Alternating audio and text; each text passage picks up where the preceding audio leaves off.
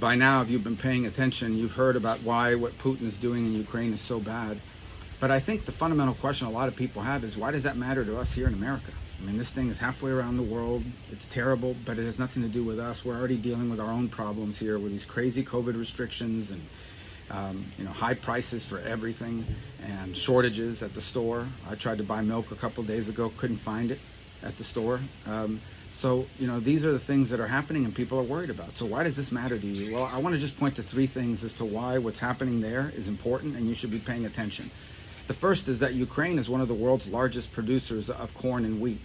So if Russia blockades their Black Sea ports and cuts that off, you're going to see a disruption in the global supply of corn and wheat by as much as 12 to 13%.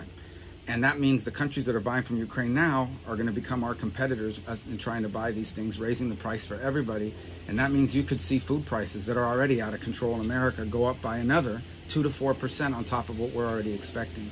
The second is, you see the car shortages we have and electronic shortages? That's because those things rely on semiconductors. And there's a shortage of those around the world right now.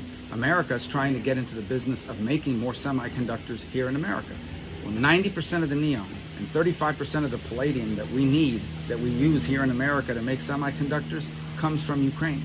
Russia will now be able to cut us off from that and potentially cripple our efforts to build up our own semiconductor capability. The third is energy.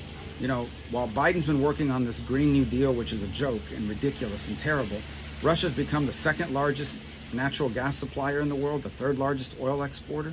And so between sanctions and invasion and disruption, you could see the price of a barrel of petroleum go up to at least $110. At least, could be even higher, but at least $110 per barrel. And let me tell you what that translates to. That translates to a gallon of regular gas in America of $4.01. It's already high, it could get that high. So that's why what's happening there matters, and we should be paying attention, and we need to do things to buffer us from the impact this is going to have on our country.